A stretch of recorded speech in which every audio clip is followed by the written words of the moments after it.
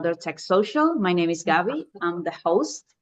We have Edgar with us, which is always our moderator. And today we will explore the power of structure in project management, focusing on the timeless methodology known as the Waterfall model. Despite the evolution of agile practices, the Waterfall methodology continues to demonstrate its efficacy in certain project environments. So we will be discussing about that today with Caitlin. Thanks, Caitlin, for being here. Caitlin is a product manager, and we will be hearing about her experience and background in a second. If you have any questions, please leave them on the chat. You can also raise your hand, and we will take them. So thanks again for being here, and we can get started. Edgar, over to you if you have anything. Sure, Gabby, thank you. So I think if we can speak about one methodology that has, cheap going through the test of time, that would be the Waterfall methodology. And about that, there must be many secrets that, we as consultants may have regarding why this particular methodology is so successful so far, and it's still implemented. So for that, once again, Caitlin, thank you for joining, and it's a pleasure to have you here. We would love to hear more about your experience, and initially, if you can tell us a bit of, an overview of your experience and what initially drew you to this particular methodology over others. We would love to start there and to hear that. So over to you, and thank you once again for being here. Absolutely. Thanks so much for having me. I currently working at Metadata, which is a company that specializes in tech in the pharmaceutical industry for clinical trials. Before my time at Metadata, I worked on the client side in the pharmaceutical industry, and I transitioned as an implementation consultant, working with customers on implementing their software, configuring the environment. And from there, I transitioned to product management. I've been in product management for about 4 years now. Initially, I started off training on Agile. So I got my certified Scrum product owner certificate. I took some Agile classes, and we implemented some software as a hybrid model at my company. But we are flexible where the teams are able to own their processes. And for me, Waterfall has worked better than Agile just because of the structure that we have set up. So for our teams, we have teams all over the world, mostly on the West Coast, East Coast, in Central Time, and then we have team members in India as well. So it makes it even more complicated as it relates to getting everyone on the same page, making sure we understand the requirements, developing, making sure we're testing the right requirements. And that kind of environment is very difficult, I think, to work with an Agile methodology. We're not in the same room. We don't have a lot of time to even talk, right? So we need to make sure that our specs are completely solid before we bring it to the development team. Okay. Well, of course, there might be multiple challenges in there, especially while working, in this distributed way. And I would love to hear more about that in a second. But before going there, could you walk us through a project where you have successfully applied the Waterfall methodology? And could you tell us more about why this methodology was like the right approach for that project? Absolutely. So I worked on a recent project to enhance a feature that was widely used in our product, and it had a lot of pain points customers were relaying. The feature was implemented probably with an Agile framework, right? So it's difficult to implement in a way that you can iterate on top of it without impacting customers. So what we did is we met with customers with engagement sessions, make sure we understood their pain points fully. We talked to various stakeholders as well to add color, right, to make sure we really understood what the problems were. And then we started documenting the requirements from there.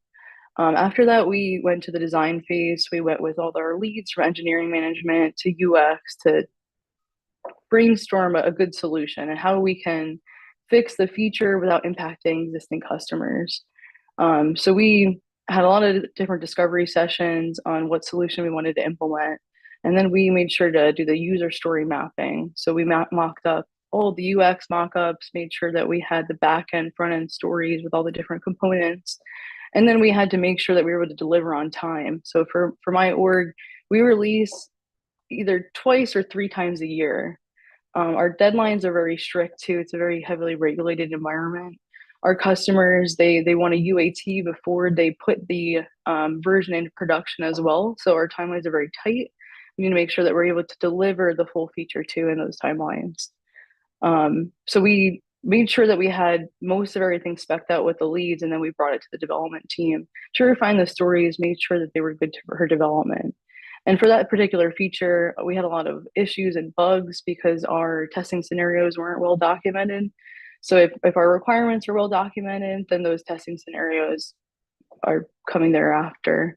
So now we have a solid feature that doesn't have bugs, and it was heavily adopted. Our metrics shown too that it really improved performance from the customer side. So they're spending a lot less time in the application with the enhancements that we made. I don't think we would have been able to accomplish that with those key outcomes without using waterfall methodology. Sometimes with agile too, if there's too many problems, people go in all different directions. So I think waterfall methodology works for this type of project to get everyone on the same page, right? Have that clear and concise message of what we're trying to do, why we need to do it, and how we're going to implement it. Okay, yes.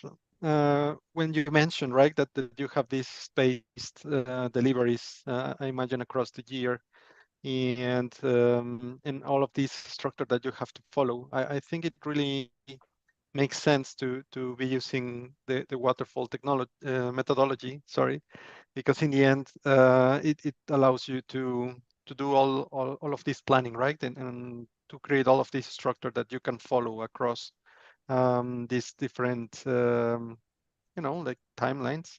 So you also mentioned something about agile, right? And I think you also mentioned something about user stories.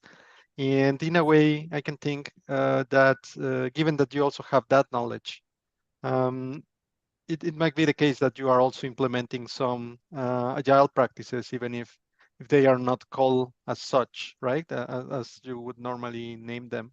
Or perhaps you are also combining some other methodologies in here across the waterfall methodology. So can you tell us a bit more about that? How is it that, or is it like, would you consider it like pure waterfall and like just following those stages? How is it for you guys? How are you making this work? Because sometimes it's not just like the standard thing all the time, right? Absolutely. So I would say it's definitely not a one size fits all. Sometimes, we use kind of a hybrid model, if you will, with some agile components. Really depends on the project too.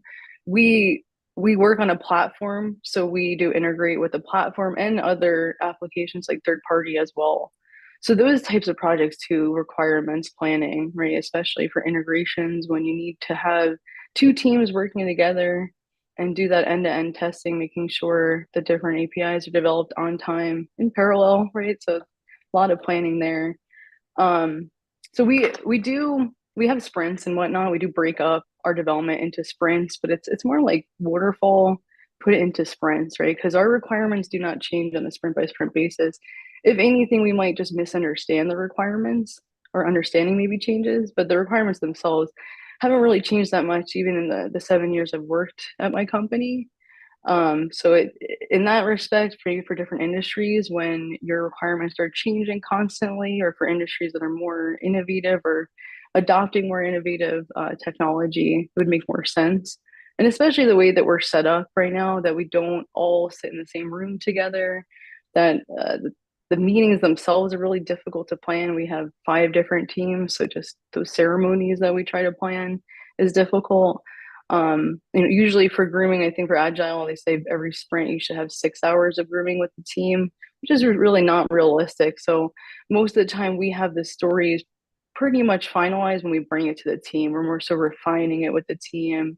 Of course, we get feedback if anyone has ideas of things that might be a better fit. Okay. I can think about some of the drawbacks, right? That are normally associated with waterfall methodology, and those are how infrequent it is for the end clients to come and see the product before it gets shipped to them. So, and that's, I guess, part of doing all of this planning and having this scope well defined from the beginning. That helps us avoid that. But then again, has it ever occurred to you that you are there with the customer and then they say, this is not what I was looking for?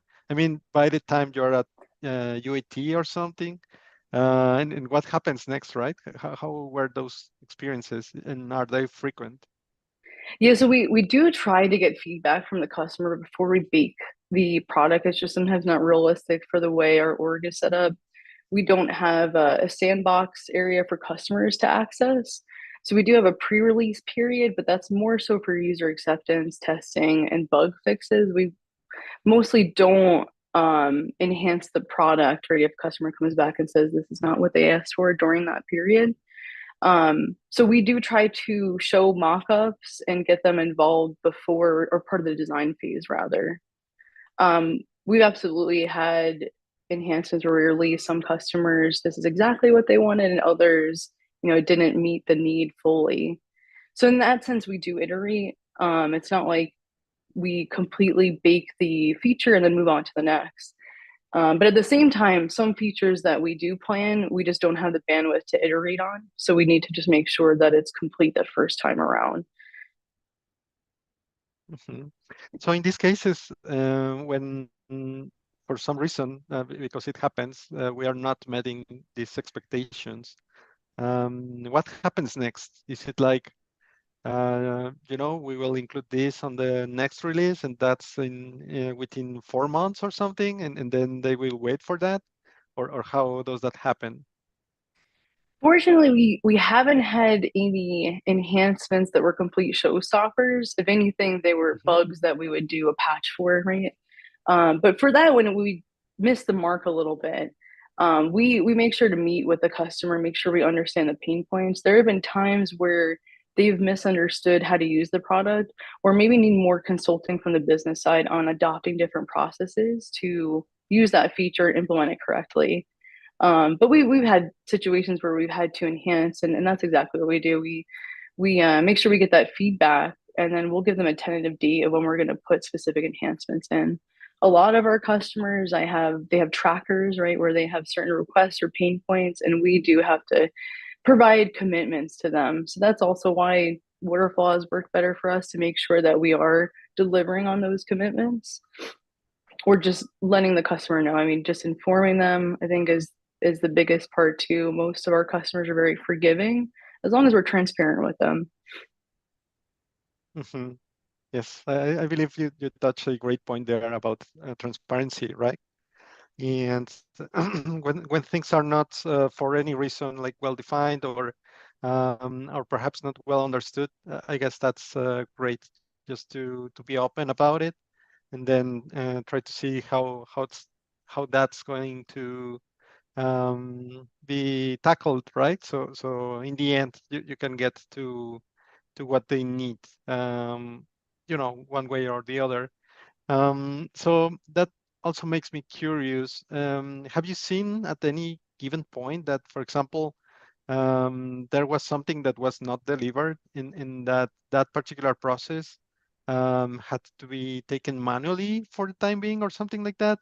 Or have you guys ever released like a hot fix or something in that regard, or not really?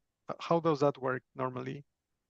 Absolutely. So we've had to sometimes roll out different phases of addressing a pain point. So we will work with the customers and let them know this release, we're going to deliver this part of the pain point, and this is a process that you can use in the interim. So we always try to find workarounds, we'll call them solutions, right?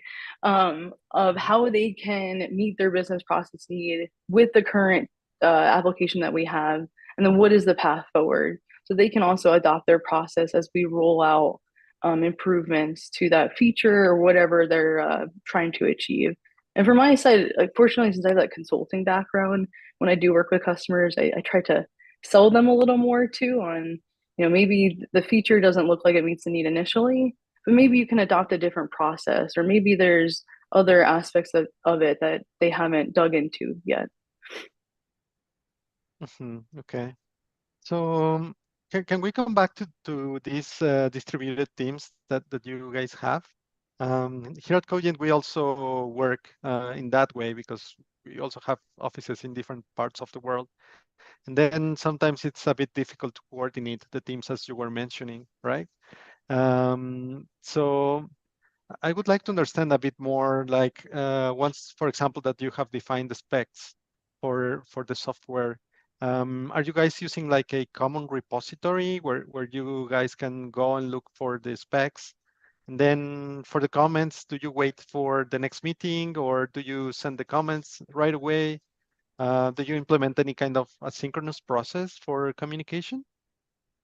Yeah, that's a great question. So initially we start with we can call it a business requirement document that would have the what and the why, right? What was the pain points? Why are we trying to address those pain points? And then we start with specking out some solutions. I usually do the story mapping in that document, and then we put the actual stories into Jira. So we use Jira heavily with that's our single source of truth for all the specs. So we will first draft the stories from the product side, working with the management and engineering side. When we bring the stories to the dev team, we usually have a kickoff. If it's a complicated feature and integration, I'll do a quick PowerPoint, right, that outlines the overall feature, the what, the why, really making sure that I'm honing in on the business side of what the problems are, and then how the solution is going to address those problems.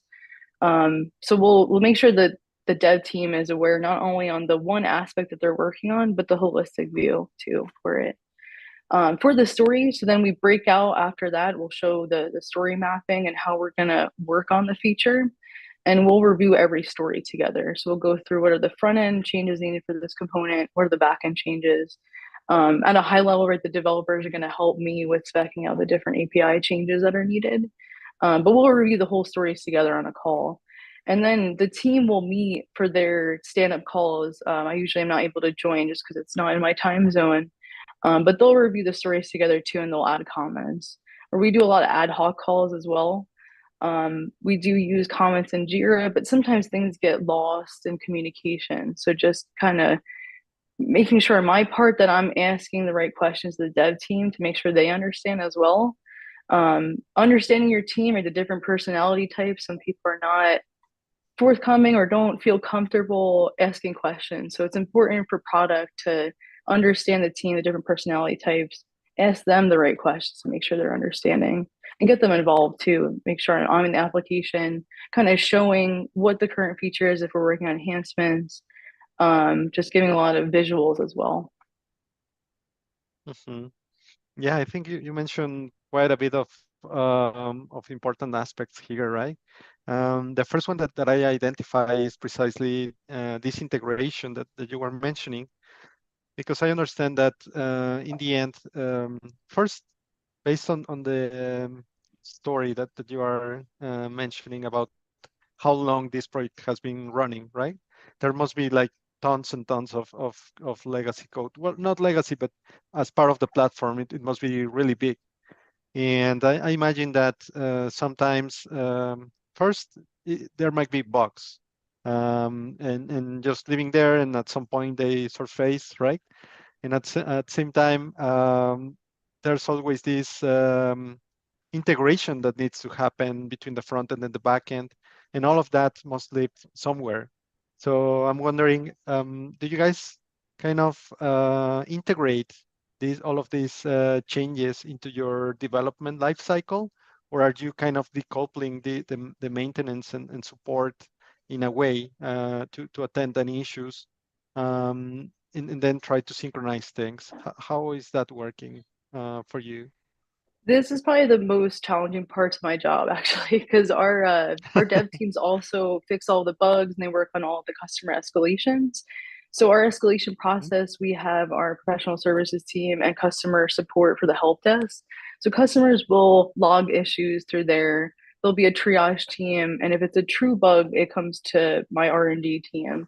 I usually take the first pass actually at doing that additional triage to make sure that it's a true bug and maybe not a user error, which is actually really helpful for my job too, because it's really important, I think, for product managers to understand the escalations. Those are hidden requirements, right? There might be someone's using the application wrong, right? Or why is this bug servicing? Maybe we don't have a main test case covered, right? So I think it's important that I'm involved in that aspect. And then when it comes to prioritizing, so I'll have developers working on feature releases or feature items that need to be delivered on X date.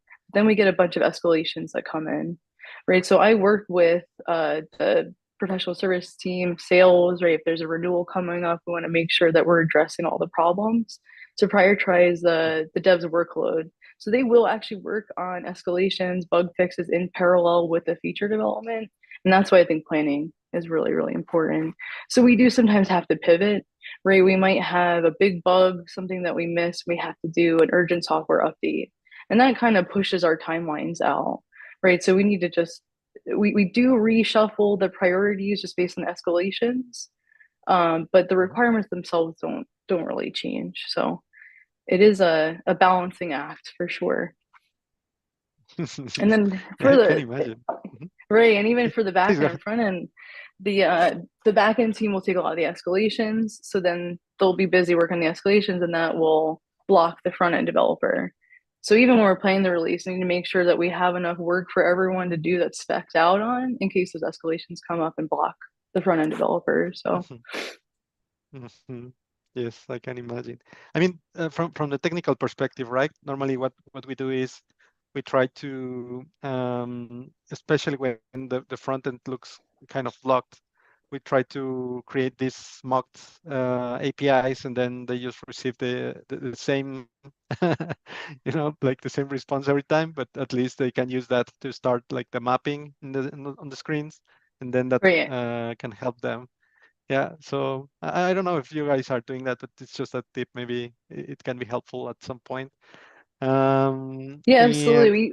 We do try to do that when it's feasible. Yeah, for sure. The developers definitely work together closely on that part and are very good at prioritizing the work, making sure that they're not blocked. Yes, that's very, very, very important. And since you have to handle all of these things at the same time, right?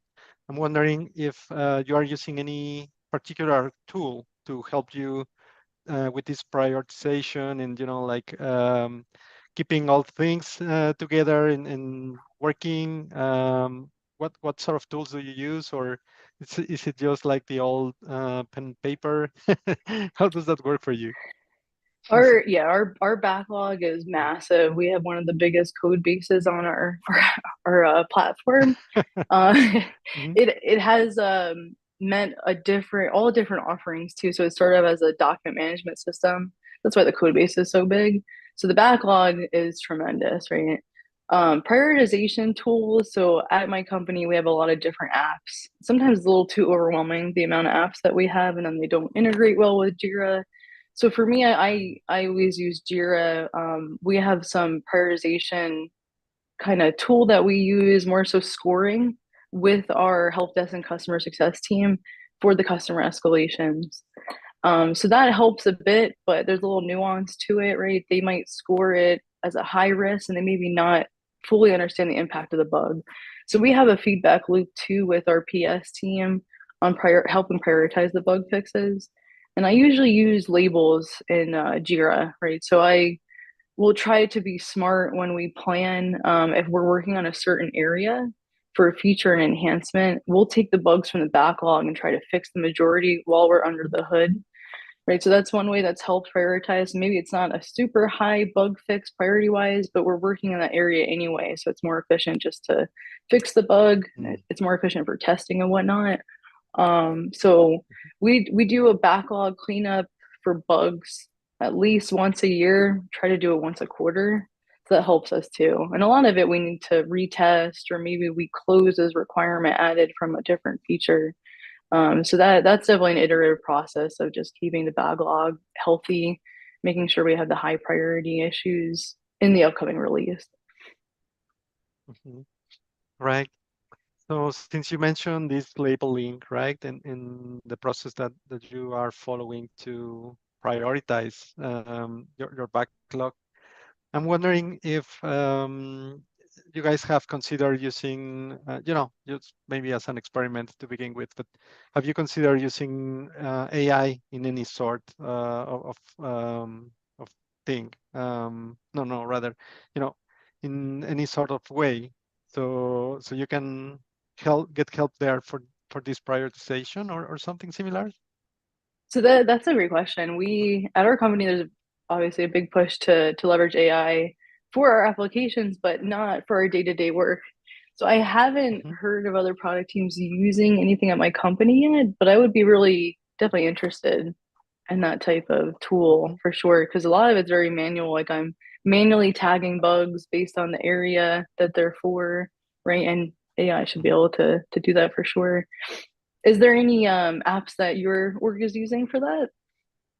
For an AI? Um, Mhm. Not as such, but we have been digging into the subject for some time now, and I can say that I can think about specialized models that can handle code, right? For example, the OpenAI model, just to say something, or Copilot maybe.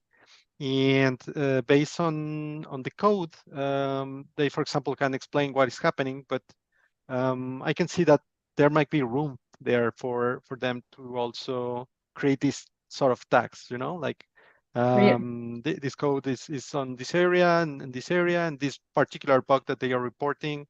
If we get to isolate it, then it can also create some sort of tagging. It really depends on how the process looks like in practice, but I see that there might be some space in there for AI, and definitely based on these tags and the information, like the general context, I can see also some sort of prioritization happening with these sort of tools.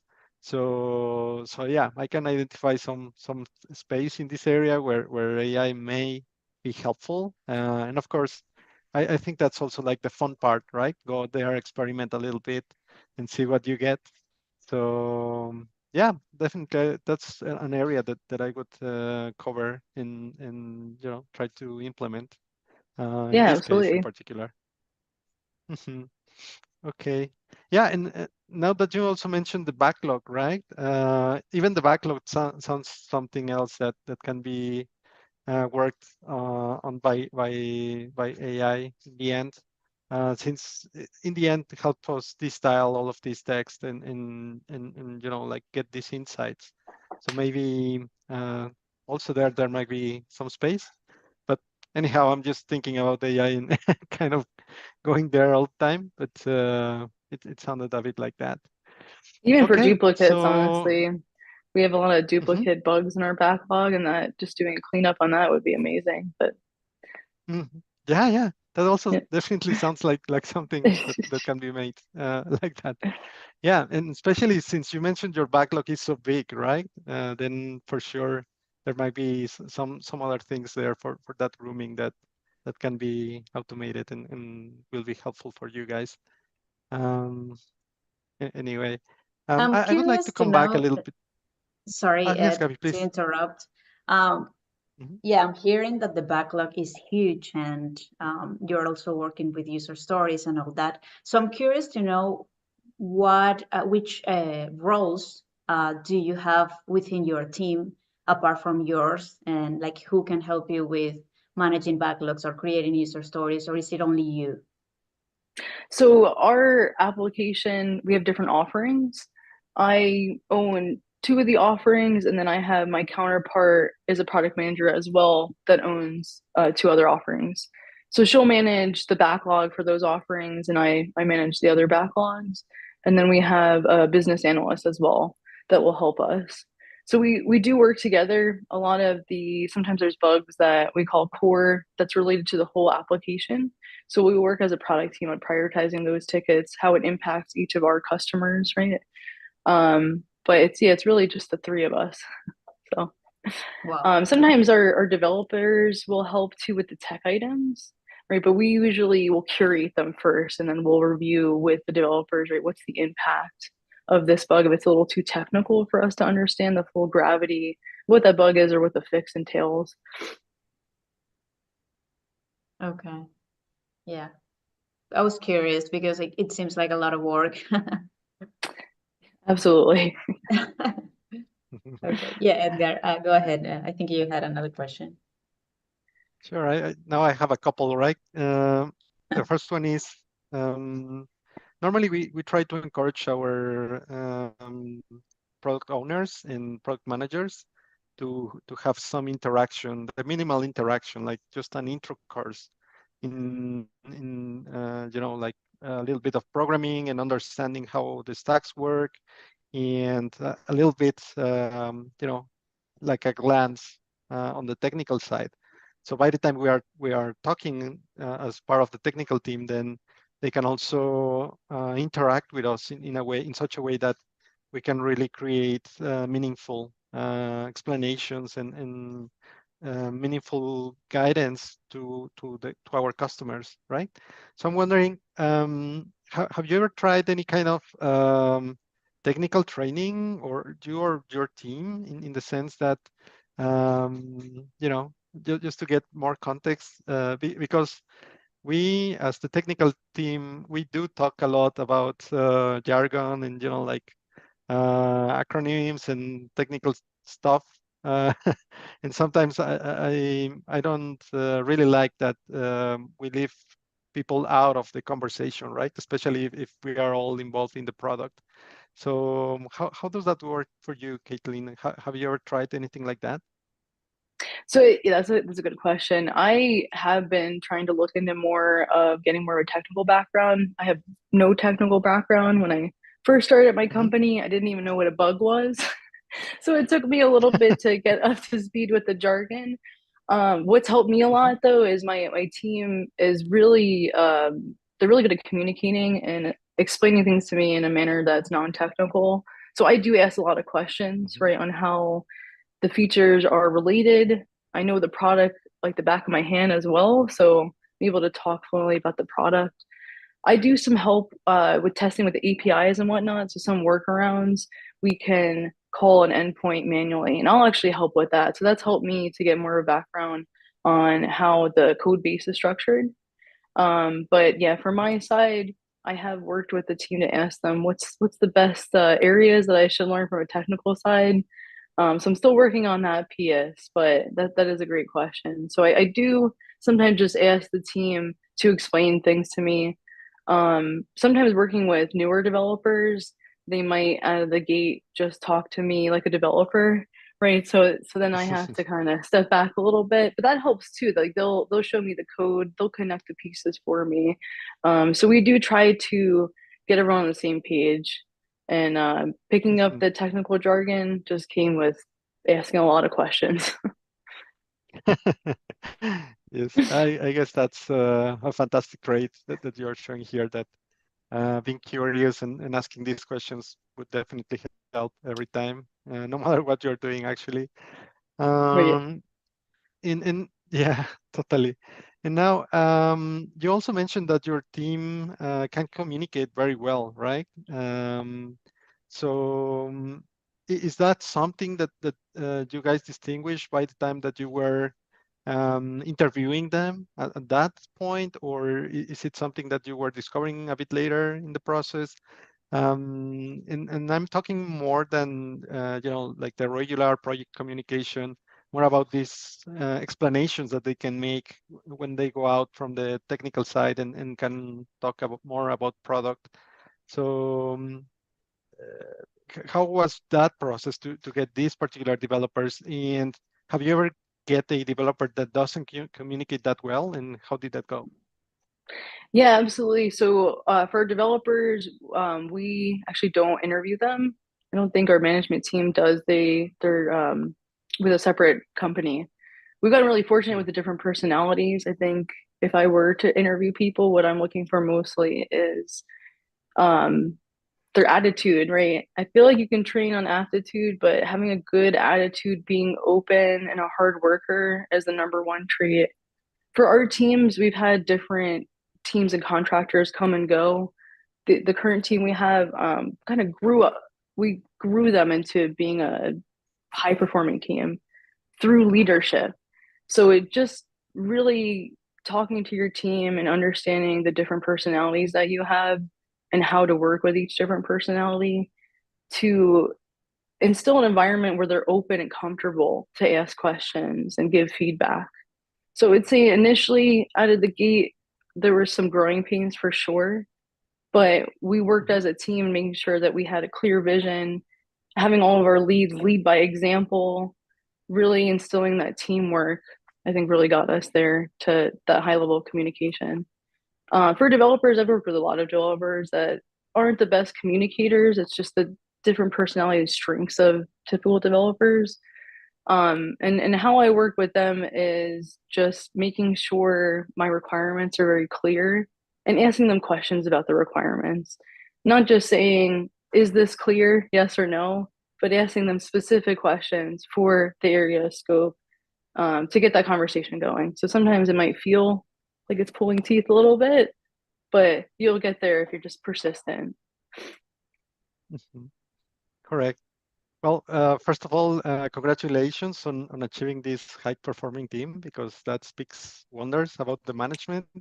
It's not an easy task, I would say, but really, I think communication is fundamental to achieve that, and also trust, right? Like normally when we join somebody new to our team, or personally, I tend to say, you know what, in this team we trust each other and we work together, but it's not like I'm gonna be behind you, like what are you doing? Are you completing things or not?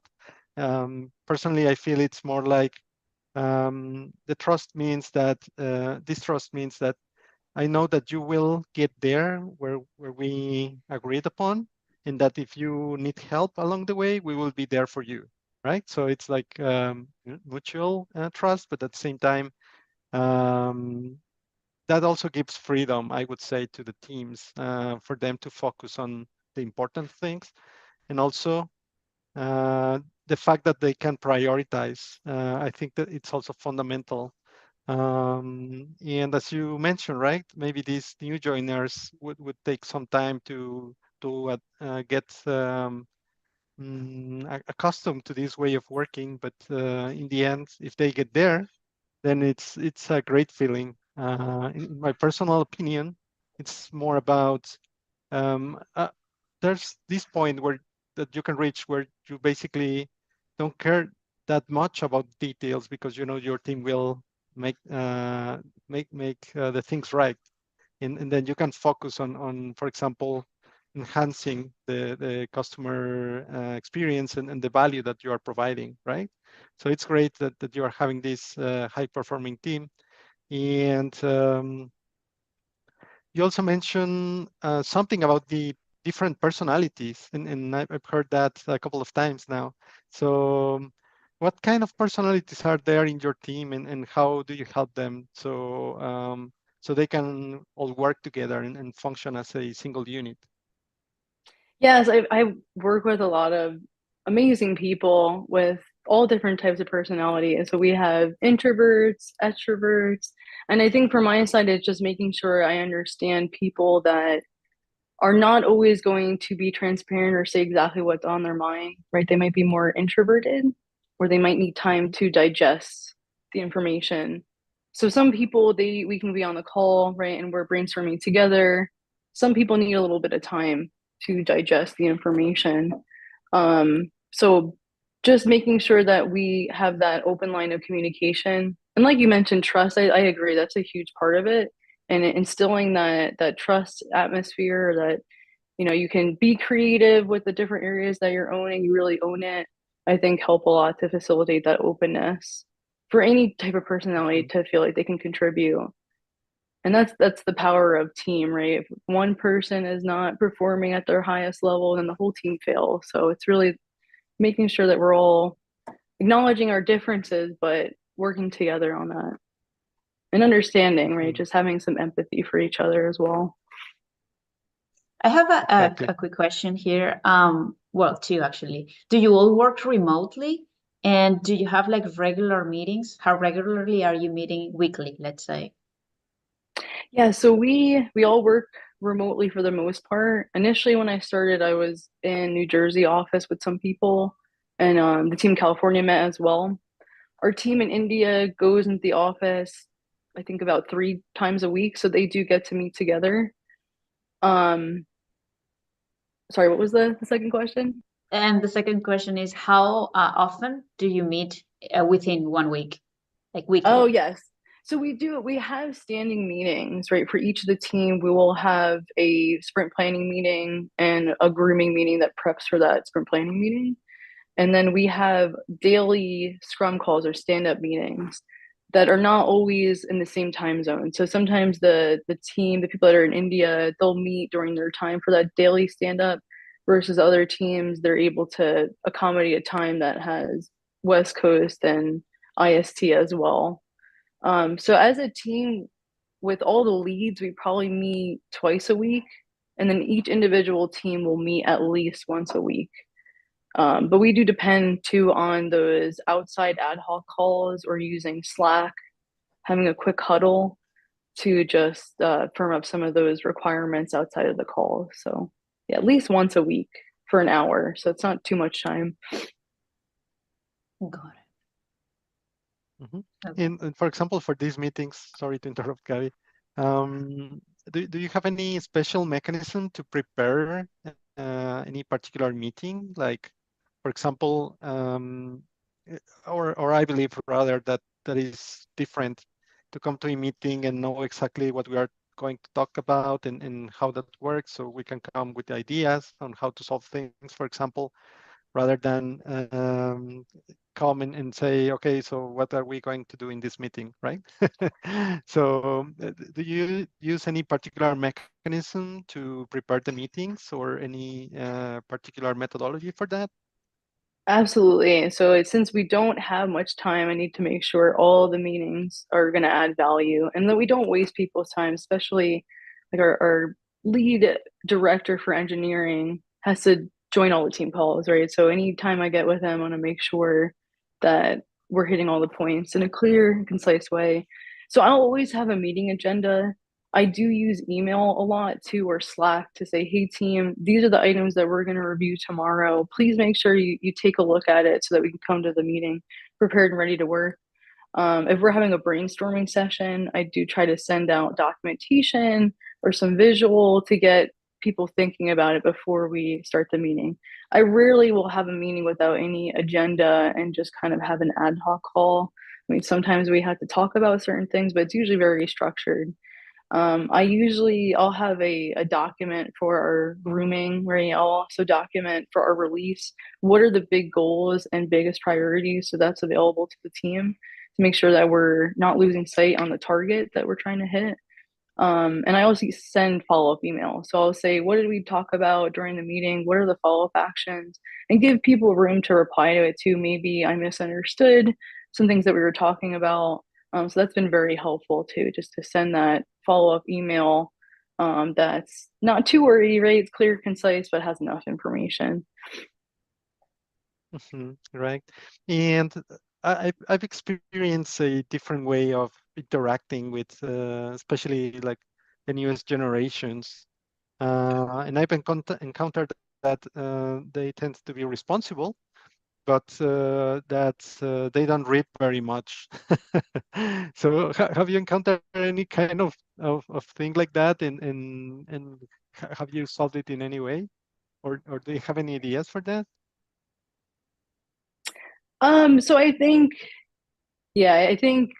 when it comes to new generation, work ethic, just kind of being a problem solver, I think has been kind of a issue that I've had a hard time mentoring on. So just I think not being afraid to make mistakes. Like it's okay to make mistakes and just try to get things done, done better than perfect. Pushing them to write more too. I think if you are able to write, you can think, and that comes with practice and getting them outside of their comfort zone. because that should be the goal of work, right? Is to try to push yourself and be comfortable feeling uncomfortable. Correct. Yeah, so I can say that they pushed me out of my comfort zone there. So what I ended up doing was I started sending sometimes videos, as if I were doing a meeting myself alone, and then kind of pointing on the screen like, look here, look there, and then this is what I'm talking about. And then sometimes that has kind of helped me, that by the time we get into a meeting, they have like the full context, and they absolutely know what we are talking about. But I think what you said was, like, fair enough. I mean, it's okay to go out of our comfort zone, but maybe we can also help them grow in those aspects if they can also, get out of theirs, right? So that's an interesting point right there. Thank you for that. And Or I've done overall, quizzes too, like a knowledge check. If uh-huh. you have material that they maybe do a knowledge check to make sure that they have read through it. That's a word for me too. All right. I Yeah, have that's also an another. interesting one. Sorry, Ed. This guy. Oh, okay. Sorry. No. I have another question. Like, once the let's say the first cycle of your project is done, do you have any type of retrospective meeting where you talk about how to improve certain things, what went right, what went wrong, what could improve, etc.? Yeah, so we have a sprint retrospective and then a release retrospective. The challenge that we have is mostly the leads are putting items for the retrospective, so we don't have that much participation. So we've tried different techniques on how to make it more fun than saying, fill out the spreadsheet of what went well, what to improve on, and kind of talk about each of the scenarios.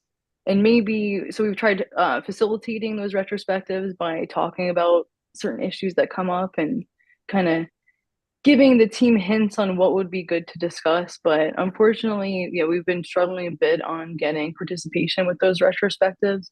But I think they're super important and valuable, right? We've tried actually removing some of our leads, like our VP, from those calls so that it facilitates more openness, which has helped too. Make everyone comfortable that this is the time to talk about, how we can improve. And we're not pointing fingers at anyone. We're just trying to deliver solutions, right, with quality faster. Got it. Mm-hmm.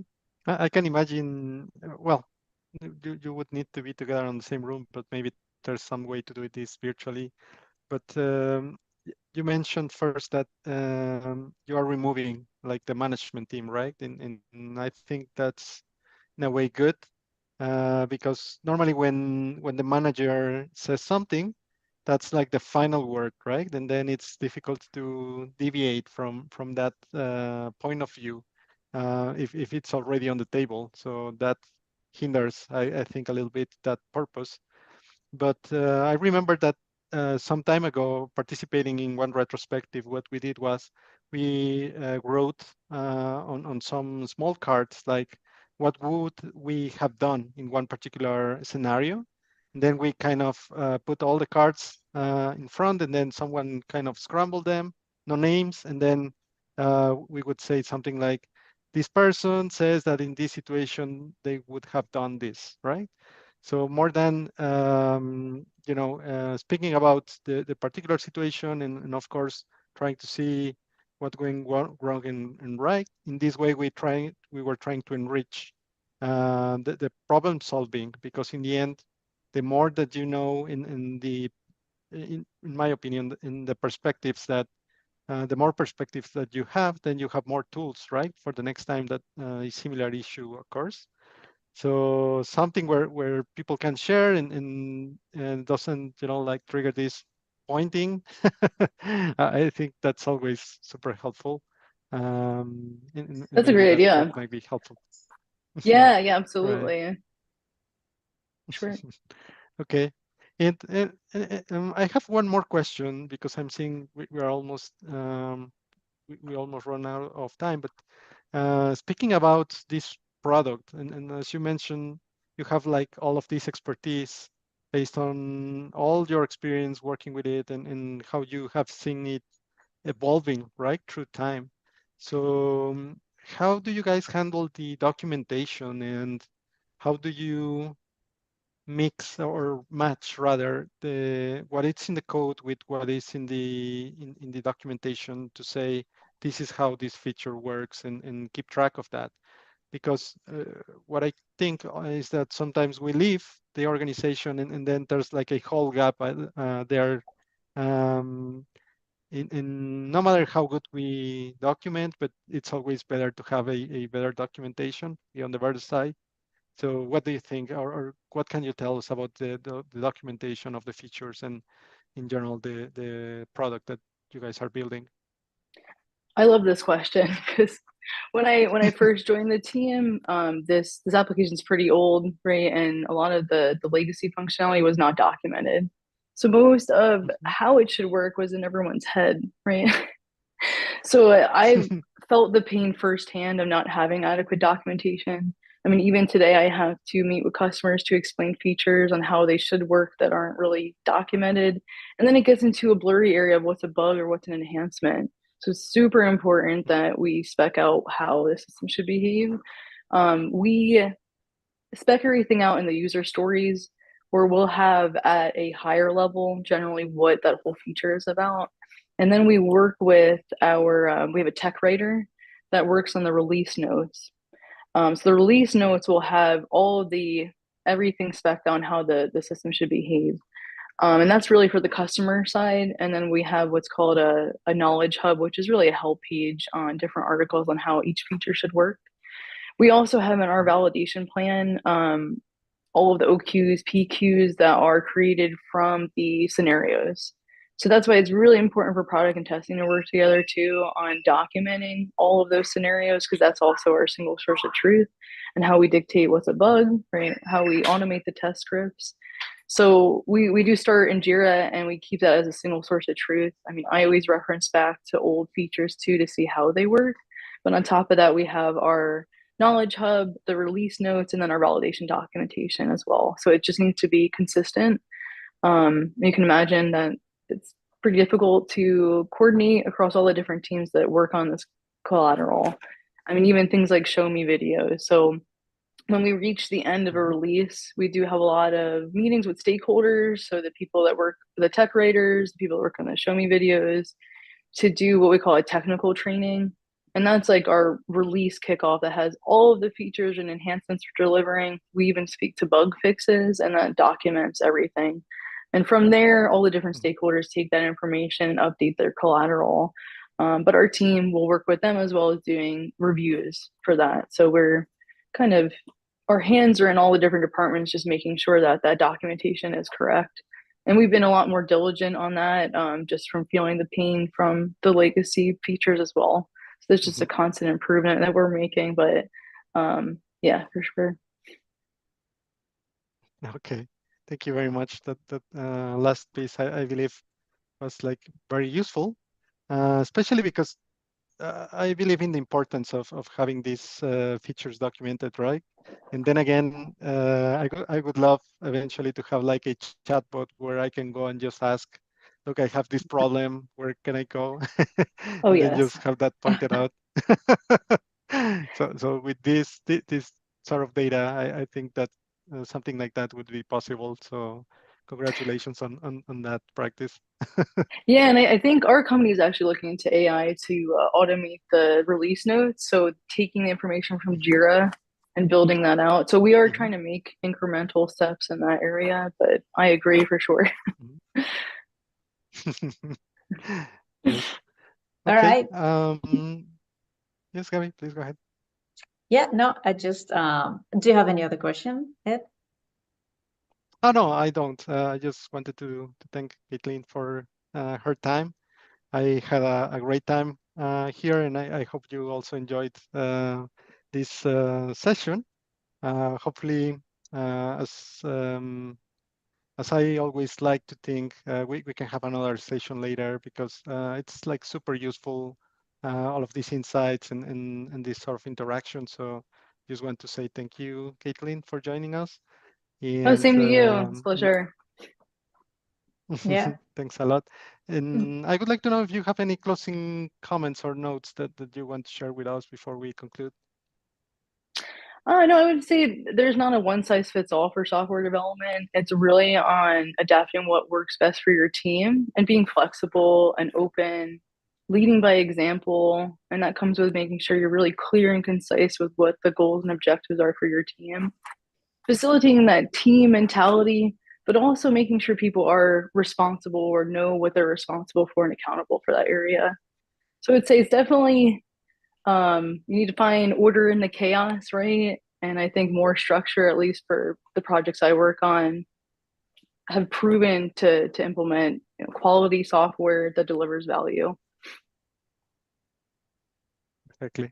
Yeah, I totally agree. I really love the way you are seeing things, and congratulations once more on what you have achieved. And well, thank you so much. Thank you very much. Take care. It's a pleasure. Yes, thank you. Take See you care. next time. All right. Bye. Thank you, everyone. Bye-bye. Yeah.